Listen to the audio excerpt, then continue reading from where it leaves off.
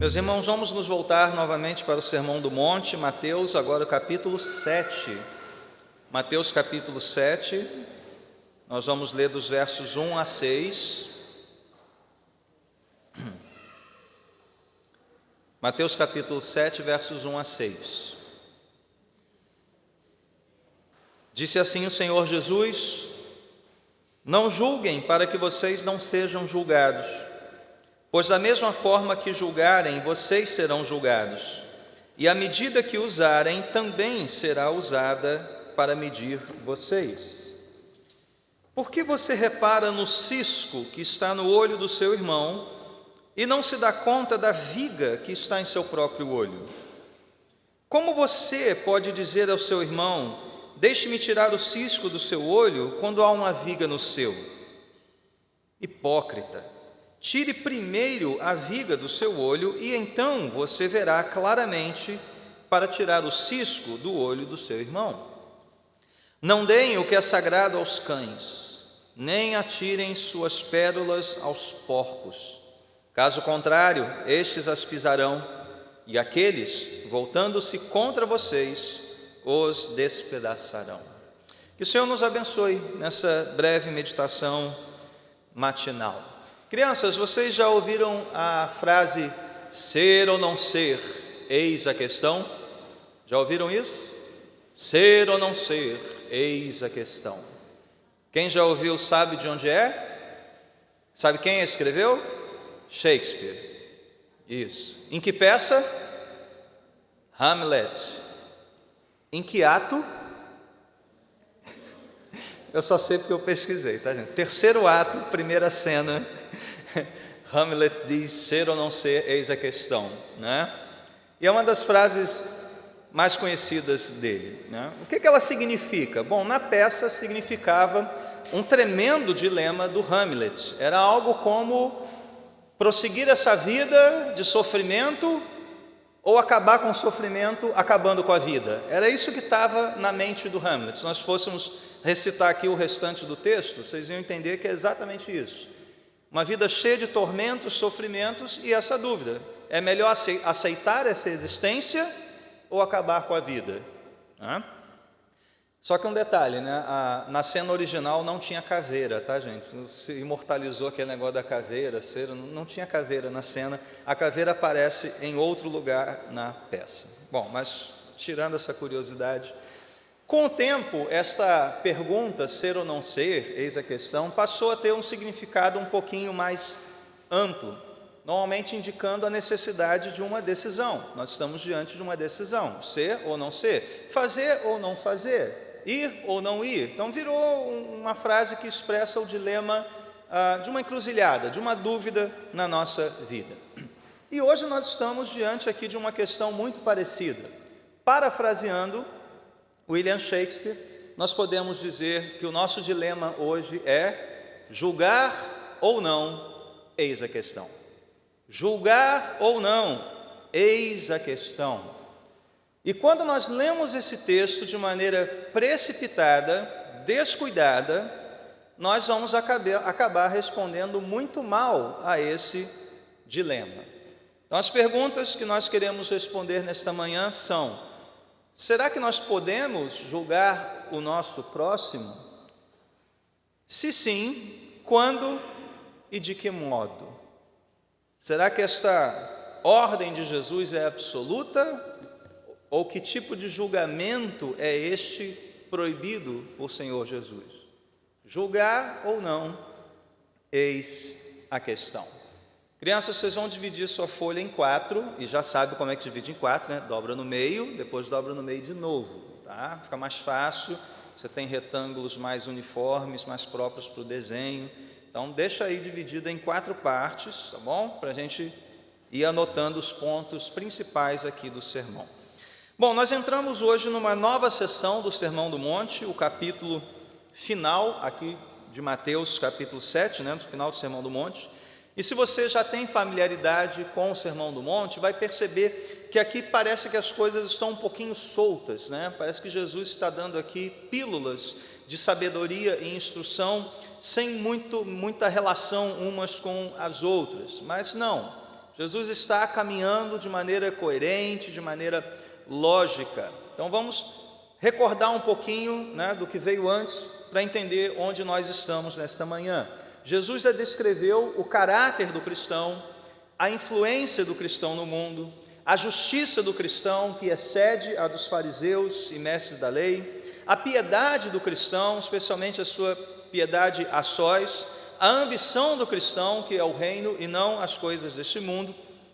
Mas agora Jesus vai tratar dos relacionamentos do cristão, com o próximo, mas também com o seu Pai Celestial. E nesses 6 versos iniciais, né, nessa primeira porção do capítulo 7, nós temos aqui 2 tipos de relacionamento, 2 grupos com os quais o cristão se relaciona. O primeiro grupo, Jesus chama aqui o seu irmão, o seu próximo. Então, o irmão trata-se de um outro crente, de um outro cristão, de um outro filho de Deus. E a situação aqui é que este irmão está com um cisco no seu olho. E nós temos, de alguma forma, ajudar este irmão a remover este cisco. Mas há um segundo grupo aqui de pessoas, as quais Jesus chama de cães e porcos. Uau! Quem são esses aqui? Então, 2 grupos, 2 relacionamentos, 2 maneiras que nós devemos tratar e nos relacionar com esses grupos. Então, vamos tratar do primeiro grupo. Nos versos 1 a 5, nós temos aqui o nosso irmão, o nosso próximo.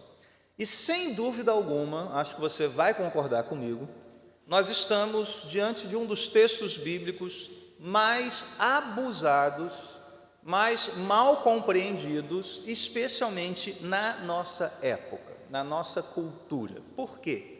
Nós vivemos uma cultura extremamente individualista, egocêntrica, né, onde você tem a primazia, sua autoestima tem que ser trabalhada, mas também numa época que promove uma tolerância que muitas vezes se confunde com complacência.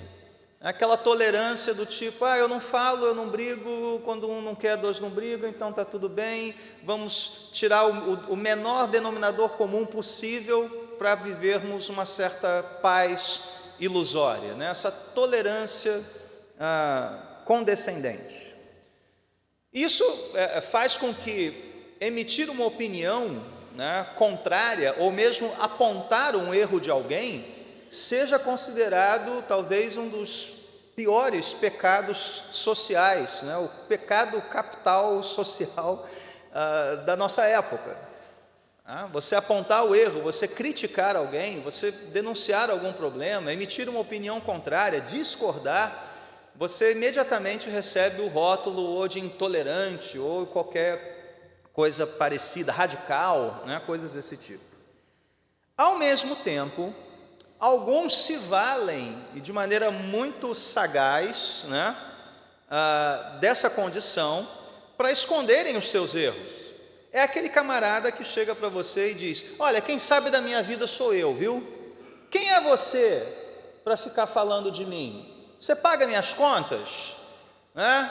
Já ouviu esse tipo de argumento? Né? Então, ao mesmo tempo que você não quer ser taxado de radical intolerante e se retrai para denunciar o erro, para dar uma opinião contrária, muitos se valem dessa blindagem, né? Querem trazer sobre si uma certa imunidade de julgamento. Não, você não paga minhas contas, você não sabe quem eu sou, você não pode falar nada sobre mim. Então veja como essas palavras são importantes para nós hoje, né? Como essas palavras são atuais, como nós podemos confrontar a cultura a partir das palavras de Jesus. Então veja, o que significa isso aqui? Não julguem. Por que Jesus deu essa ordem?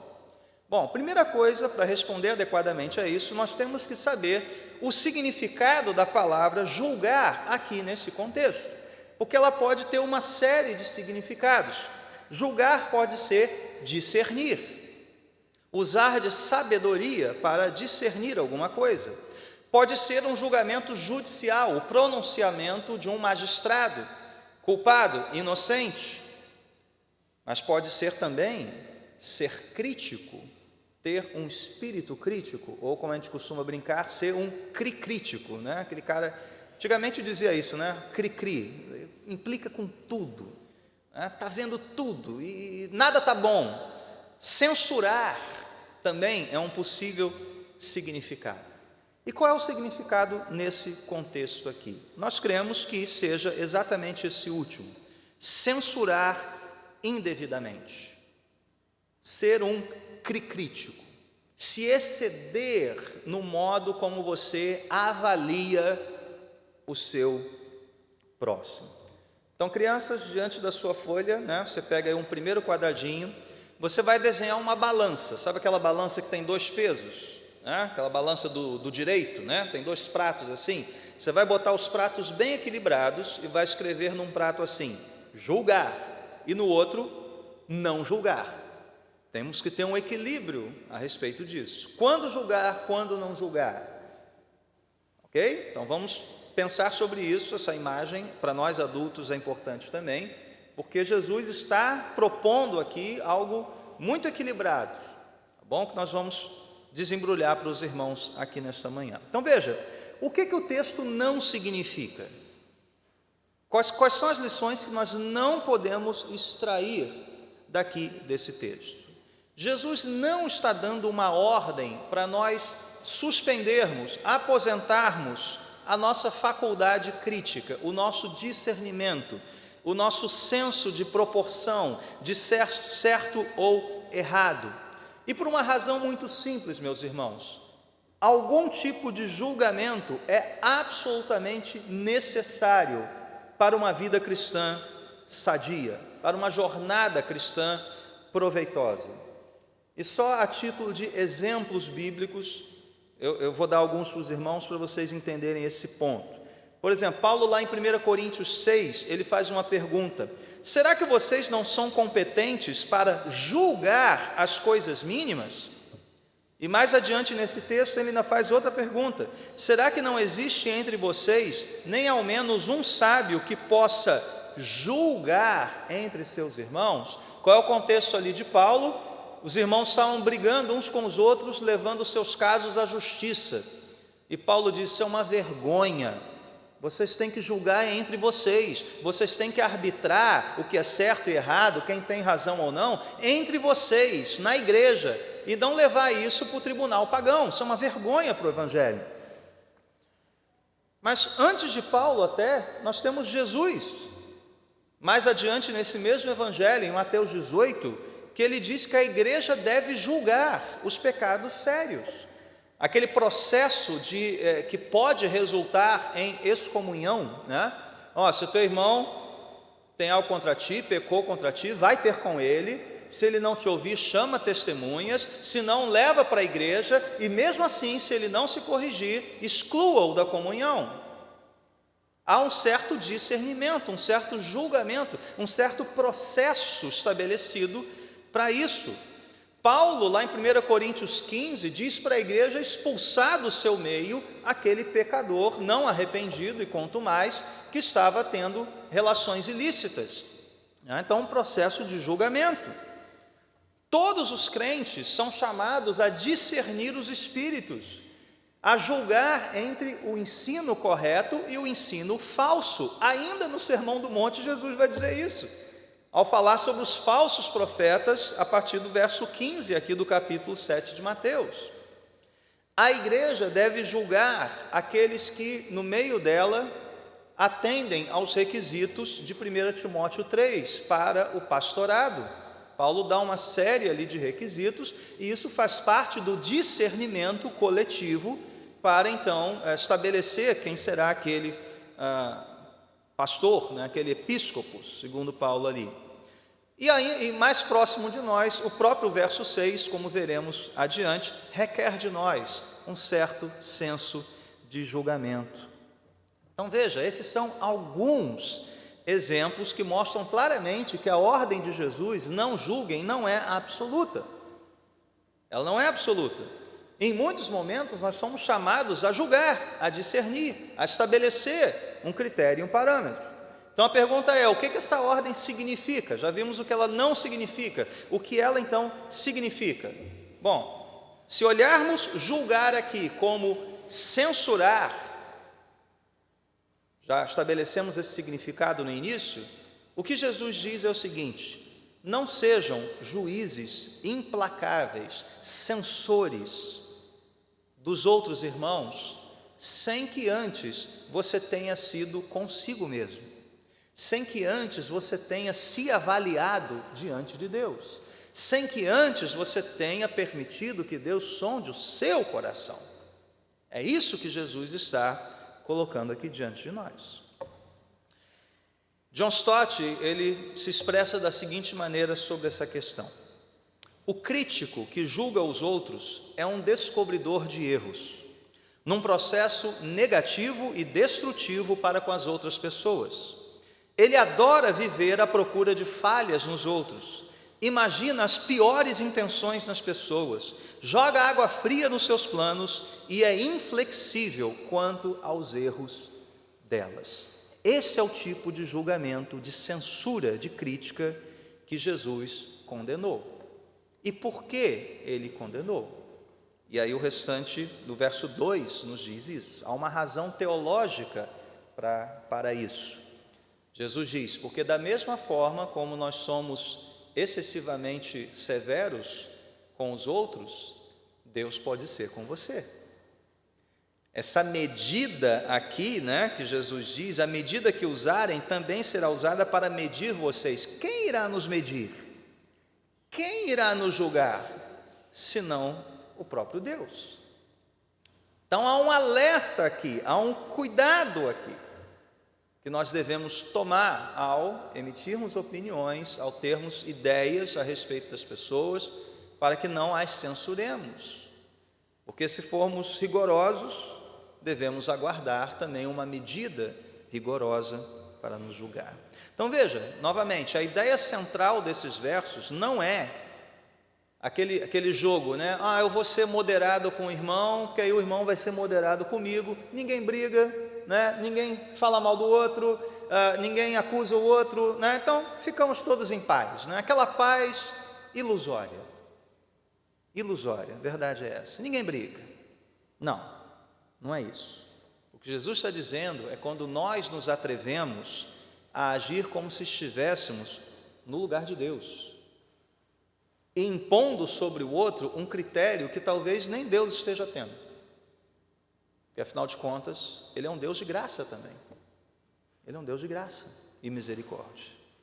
Então, meus irmãos, é importante que nós nos perguntemos nesta manhã se nós estamos tendo esse tipo de atitude, se nós somos críticos implacáveis, caçadores de erros, caçadores de pecados, se já formamos ideias pré-concebidas só pela aparência ou por algo que o irmão disse, se não temos o cuidado de ajudar ele a enxergar os seus próprios erros e somos misericordiosos, compassivos, quanto nós temos sido rigorosos, excessivamente rigorosos, um rigor que a gente não usa com a gente, e quer usar com o outro. Isso é pecado. Isso é pecado.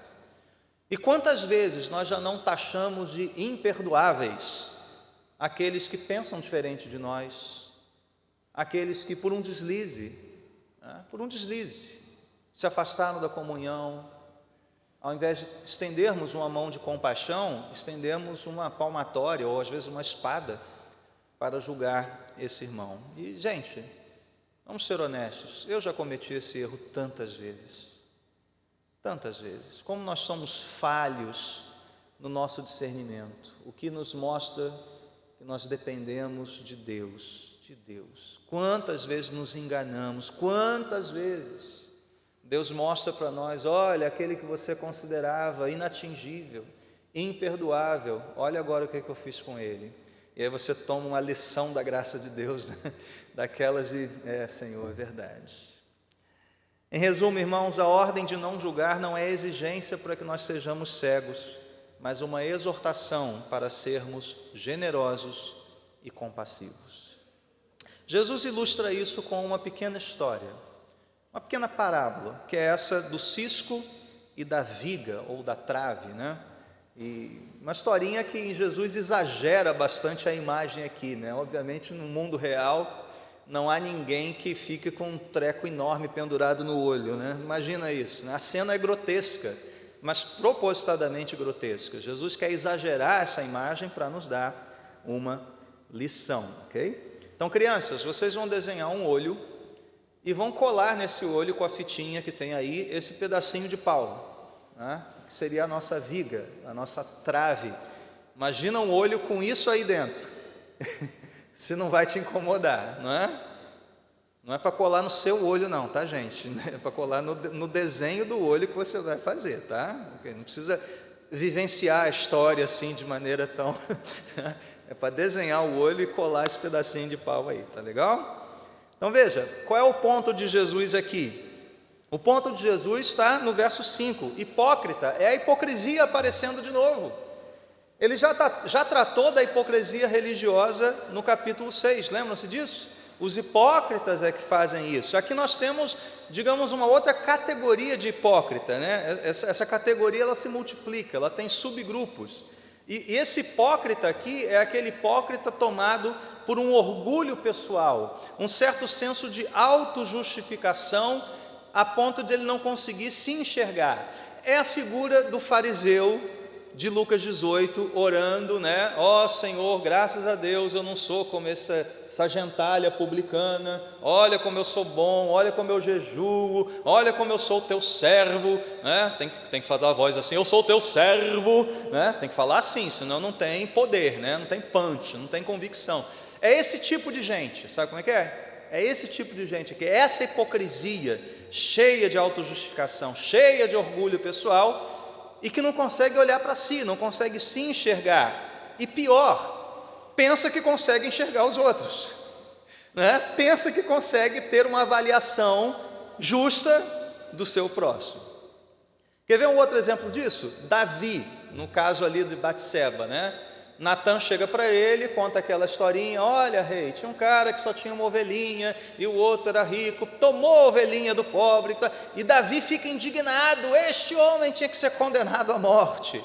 Pois é, Davi enxergou o cisco no olho do outro, e Natan vira, Davi, seguinte, cara, tu é esse homem, meu amigo, olha a viga que está no teu olho, olha a trave que está no seu olho. E Davi ali pôde se enxergar, mas é exatamente esse tipo de comportamento hipócrita aqui. E no caso do hipócrita da nossa história aqui, da história de Jesus, tem um componente ainda mais grave, que é essa aparência de bondade e piedade dele. Entendeu? Olha a pergunta de Jesus assim, no verso 4. Como você pode dizer a seu irmão, deixe-me tirar o cisco do seu olho? Percebeu a bondade dele? É um homem, como esse homem é espiritual. Irmão, deixe-me tirar o cisco de seu olho, né? Tem uma aparência de bondade nessa hipocrisia, até engana, não é verdade? Mas Jesus sabe quem é esse cara e diz, quem é você para perguntar isso ao seu irmão, se você está com uma baita trave no seu olho? Ou seja, ainda, veja como duas coisas perversas convivem nesse coração, esse sentimento de autojustificação e orgulho espiritual e uma aparência de bondade, de espiritualidade, de preocupação com o próximo. E Jesus chama isso de hipocrisia. Hipocrisia. Meus irmãos, se nós não nos examinarmos e não percebermos as traves, as vigas, ou até mesmo os ciscos dos nossos próprios olhos, nós seremos reprovados. Nós não temos condições de ajudar o nosso próximo a tirar o cisco do olho dele. Mas ao contrário, quando nós nos examinamos e retiramos então a trave dos nossos olhos, a viga dos nossos olhos, não só nós temos condições de ajudar o outro, como devemos apontar o cisco. Percebeu isso? Jesus não está nos isentando da responsabilidade de ajudarmos o nosso irmão que tem o cisco. Ele não está dizendo, tira a trave do seu olho e vá para casa. Tira a trave do seu olho e não se fala mais, não. Ele está dizendo o seguinte, olha, tira a trave do seu, se examine diante de Deus, seja rigoroso com você, aí sim, depois, você vai lá para o seu irmão e com todo amor, com todo carinho, porque ninguém tira cisco com uma chave de fenda, né, gente? Com um alicate. A gente tira cisco com muita delicadeza, com muito amor, com muito cuidado, senão a gente fura o olho do sujeito. Mas Jesus não tirou de nós essa responsabilidade de irmos lá e tirarmos, ajudarmos o nosso irmão ao tirarmos o cisco dele. Então, crianças, na terceira parte do seu desenho, você vai desenhar um outro olho com um pequeno cisquinho, quase imperceptível. Lá no primeiro, eu esqueci de dizer, você escreve assim, tire a viga do seu olho. E nesse segundo, você vai escrever, tire o cisco do seu irmão. Tá bom? Então, esse equilíbrio aí, ok? Então, veja, só depois de resolvermos o problema com os nossos olhos, é que vamos, então, cuidar dos olhos dos outros. Então, veja, irmãos, não devemos ser hipócritas, nem juízes, nem excessivamente críticos, censores, mas sim pessoas dispostas a, primeiro, fazer um rigoroso autoexame, para depois ajudarmos o outro, corrigindo o outro. Porque cisco e trave aqui tem a ver com pecados, né? Tem a ver com falhas. A imagem é essa. Então nós temos que apontar o cisco e temos que ajudar o irmão a tirar o cisco do outro. Que nos leva então à necessidade de pensarmos, né? Quanto nós temos feito isso de maneira legítima. Se examinar diante de Deus é apenas metade do caminho. Nós somos chamados a, de maneira compassiva, amorosa, nos ajudarmos mutuamente e dizendo, irmão, ó, cuidado, tem um cisco no seu olho aí, posso te ajudar? Vê se tem no meu aqui também, ó. Pinga uma gotinha aqui, ó. Não tem aquele cara do colírio, né? Pinga uma gotinha aqui. Isso faz parte da vida cristã. E aqui vai um conselho, digo eu, não o Senhor, mas eu acho importante, eu estava pensando nisso, né? Se alguém reparar no cisco do seu olho, por via das dúvidas, receba a correção. Não seja rápido em dizer, quem é você que tem a trave no seu olho para tirar o cisco do meu? Senão você pode cair no mesmo erro aqui. Receba a correção, aceite a ajuda, se examine, peça oração. Não, então, vamos orar comigo então, para ver se é isso mesmo. Peça discernimento ao Senhor, peça sabedoria a Ele nesses casos.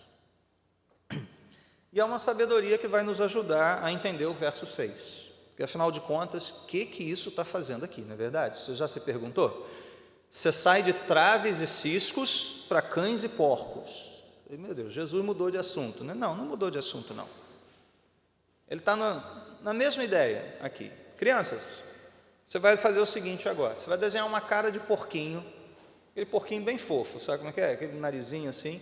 E você recebeu aí 4 pérolazinhas adesivas. Você vai colar essas pérolas longe do porquinho, tá, gente?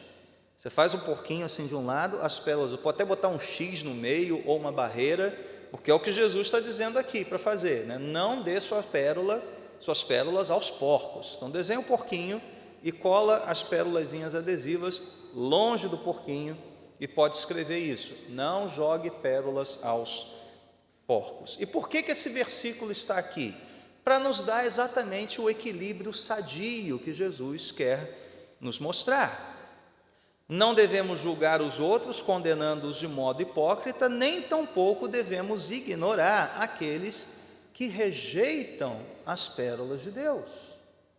Quem são cães e porcos aqui nessa história? Vejam, na época de Jesus, cachorro não era um bichinho fofinho que você leva para o pet shop, não.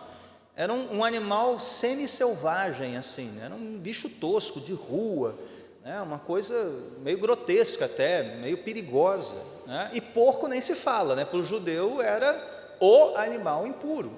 Então Jesus usa 2 imagens fortes aqui, principalmente para a sua audiência judia. A figura é clara, um judeu jamais daria sua comida a um cachorro de rua, né, um bicho semi-selvagem, e com maior razão não jogaria riquezas para animais imundos como os porcos, né?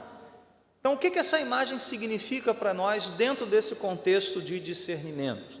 O que é santo, sagrado? O que são as pérolas aqui? Pelo contexto bíblico é simples nós entendermos isso. Jesus está falando do Evangelho, daquilo que é mais precioso, da pérola de grande valor, do reino dele, do Evangelho do reino de Deus. É isso que ele está mencionando aqui.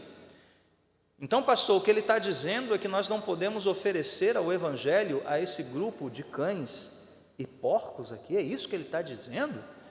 Olha, por incrível que pareça, é isso mesmo.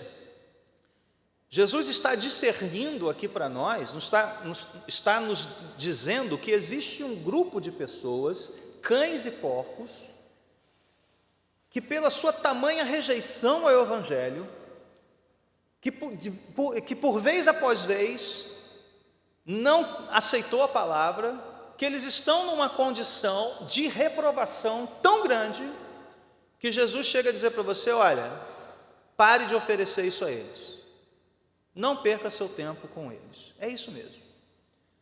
Nossa, mas isso é falta de amor? Como é que é essa história, pastor?